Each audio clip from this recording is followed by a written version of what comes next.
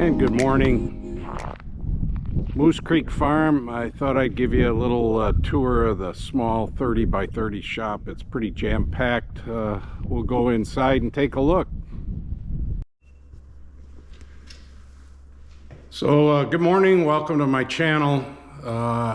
It's Moose Creek Farm. We're in southern Wisconsin. This is the farm shop. I heat this in the winter. It's my only heated building that I can work in. Pretty cold out today. I think it's like 0 degrees out, so it's nice to have a place to work where it's warm. Let me give you a little tour of the shop. Starting out, I got a 5-horse Champion air compressor. It's turned out to work quite well. I'm happy with it. Absolutely no issues. I hooked this up. I've got a moisture collection system. Seems to be working pretty good with the plasma cutters. I haven't had any issues with it so far. My incoming power in the shop, disappointing. I bought this place built already. It's only 100 amp single phase service. So I have to work around it in this shop. My other building has 200 amp service, which is a lot better. The problem that I had here is I'm trying to run 3-phase machines. So what I did is purchased a North American phase converter that converts 240 single phase to 240 3-phase. And I'm running that with the thing that actually generates the power is a 15 horsepower Balder motor. I ended up, when I put all this together, the motor had failed bearings. I replaced those, and it's working pretty good. I don't have any issues with it at all. The big curiosity was, what do you do with 3-phase power when you want to farm it out to different pieces of equipment? So I purchased a Siemens panel, and I actually have 3 circuits in this right now. So I'm charging that panel with 3-phase power, and I'm running 3 pieces of equipment. Got a nice Romy lathe, we'll show you that, a track DPM mill, and a bandsaw. This building was finished when I bought it, so I'm running everything in conduit and black pipe for my air supply. Down the side of the building, I've got the previous owner put in a bunch of old kitchen cabinets, so you can never have enough storage space, so they're stocked full of goodies. And he had a workbench down the side of it. It kind of takes up space, but I do have storage for tools underneath. It seems like I'm in a constant rearrangement method. I keep moving stuff around, but it's worked out good. Here is a recent acquisition. It's a Bailey's 5x10 plasma table. Originally they had it running on a Cutmaster 120. I only have 100 amp service, so I can't power that. I do have a Cutmaster 58. You can see it sitting over on the floor. Having issues with it right now. I'm building new guarding for it. All the limit switches were broken. One of the servo motors on the gantry was faulty. Had to replace that. Having trouble getting a torch to fire, but I'll work on that when I get a chance. We'll get it back up and running. It seems like a nice machine, and I'll be glad to get it going. It will save me a lot of time. Got a workbench here. The project on the workbench right now is a John Deere 9-foot sickle mower. It was mounted on the back of my tractor. I bought the sickle mower used, and it was a real problem trying to mount it to a tractor. It's quite the ordeal. The plan is I want to put this on my track skid loader, and we're working on some engineering solutions to make that happen.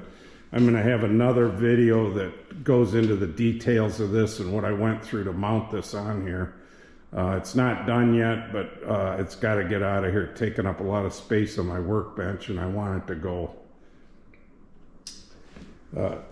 Again, lots of storage on the sides. This shop's in a state of disrepair all the time, so it's very time consuming to get things moved in and moved around and decided where you want it to go.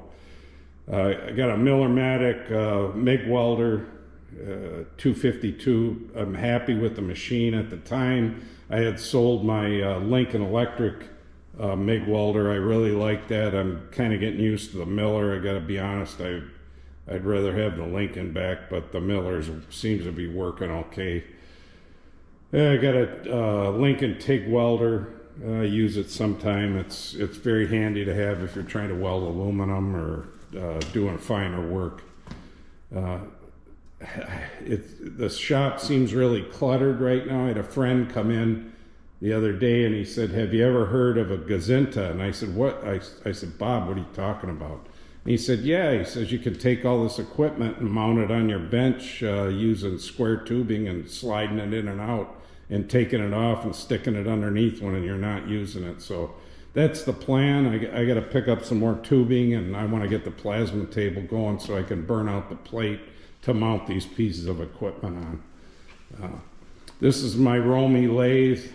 Beautiful machine. I started out as a kid with a Craftsman 6-inch lathe. This is a big improvement from there. I can actually turn large diameters.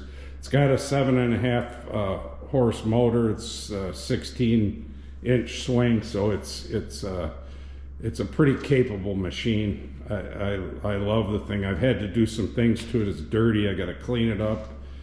Dirt's a real problem in the shop all the time. Got a small bandsaw to cut things off.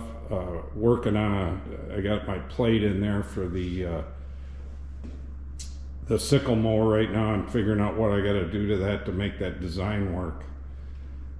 Toolboxes full of stuff I've collected over the years. Oxyacetylene tanks. I bought this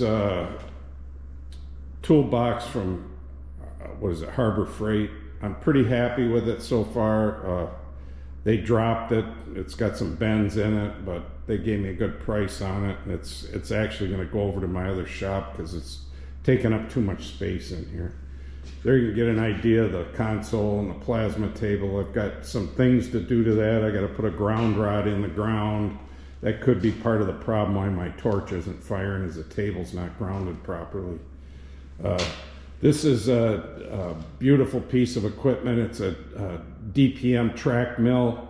I recently added air chuck on there so I can just push a button to lock the CNC tooling in. It runs with mock motion. Took some getting used to. I had a heck of a time at first, but I'm getting used to the machine and actually able to run parts with it. I appreciate what it does. It's a very solid machine. Pretty happy with it. I've got a small hydraulic press. This has been handy. I can bend things up with it. It's a 50-ton. Kind of some things to be desired with that little press brake operation I got in there. It's that Swag off-road finger brake. Eventually I want to do something different. I'm thinking of getting a bigger press brake so I can actually bend metal. This is kind of a tinker toy. Got a Scat Blast cabinet. That's been good, except variations in moisture. It's created some problems with the abrasive in the bottom of it, so I got to clean that out and get it running. I picked up this Dual 20-inch bandsaw. I love this piece of equipment. It's really, it runs on 3-phase power. It's really nice to be able to have this and cut metal parts out when especially when my plasma table's not working. So before I walk out the door, I put in a sink. It's not hooked up yet. Primarily, this sink's going to be used in the summertime because normally I tend to go to warm weather when the winter's like it is here in Wisconsin. Eventually, I have a heater, instant hot water heater that's going to go outside. I'll plumb this up, and it's mainly the sink's just for washing hands. You know, you get pretty dirty working in the shop, and going into the house, it can make a real mess. But that's the short of the shop. Workbenches, I'm cluttered. Any YouTubers see any suggestions to make things less cluttered, let me know. Anyways, have a wonderful day, and subscribe to the channel. It'll help me out. I'm new at this, and I really appreciate it. Looking forward to posting some new projects